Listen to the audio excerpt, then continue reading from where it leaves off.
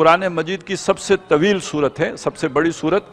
اور یہ 40 رکوع اور 286 آیات پر مشتمل ہے، اور یہ مدنی صورت ہے۔ اور اس کا جو زمانہ نزول ہے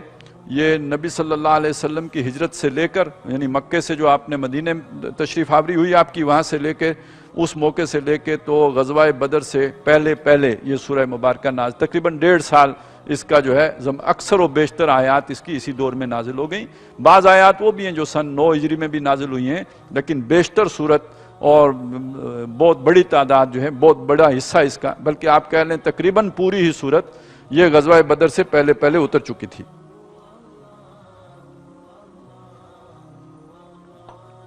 اس سورہ مبارکہ کے 2 بہت واضح حصے ہیں۔ ایک حصے میں سابقہ امت مسلمہ سے خطاب کیا گیا ہے، یہ پہلا حصہ ہے، اور دوسرے حصے میں جو اب امت مسلمہ تشکیل دی جا رہی ہے، یعنی محمد الرسول اللہ صلی اللہ علیہ وسلم اور ان کے ساتھی، تو ان سے خطاب ہے۔ اور اس سورہ مبارکہ کے بعد جو صورت ہے وہ سورہ آل عمران ہے۔ ان دونوں صورتوں کا آپس میں بھی ایک، ویسے تو مصحف میں اکٹھی ہیں، اور دوسری بات یہ کہ نبی صلی اللہ علیہ وسلم نے یہ بھی فرمایا کہ یہ آخرت میں بھی اکٹھی ہی آئیں گی، اور جو لوگ ان سے خصوصی شغف رکھتے ہوں گے، محبت رکھتے ہوں گے، ان کے ساتھ ایک دلی قلبی تعلق ہوگا جن کا، تو ان کے لیے آخرت میں جب حشر میں کوئی سایہ نہیں ہوگا تو یہ 2 صورتیں 2 بدلیوں کی صورت میں سامنے آئیں گی، نمودار ہوں گی، اور ان کے اوپر سایہ فگن ہو جائیں گی۔ اپنے جو بھی محبت کرنے والے یا چاہنے والے یا ان سے خصوصی رغبت رکھنے والے ہوں گے، ان کے اوپر یہ سایہ فگن ہو جائیں گی۔ تو وہاں بھی گویا یہاں بھی جوڑے کی مانند ہے، وہاں بھی جوڑے کی طرح آئیں گی۔ اور پھر یہ کہ ظاہری طور پر بھی ان میں بہت سی جو ہے وہ مناسبت ہے، یعنی دونوں کے آغاز میں الف لام میم ہے،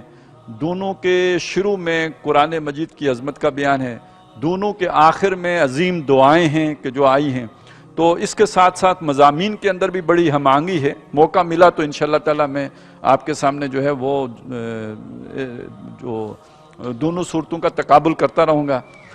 تو یہ جو سورہ مبارکہ سورہ بقرہ، جیسے کہ میں نے عرض کیا کہ اس کے 2 بڑے واضح حصے ہیں۔ پہلا جو حصہ ہے وہ 18 رکوعوں پر مشتمل ہے، جس کا ہم ابھی مطالعہ شروع کریں گے، اور دوسرا حصہ جو ہے وہ 22 رکوعوں پر مشتمل ہے۔ اور پہلے حصے کا بیشتر حصہ وہ ہے کہ جس میں سابقہ امت مسلمہ، یعنی جنہیں ہم بنی اسرائیل یا یہودی کہتے ہیں، ان سے خطاب کیا گیا ہے۔ لیکن ان میں اس کے جو پہلے 4 رکوع ہیں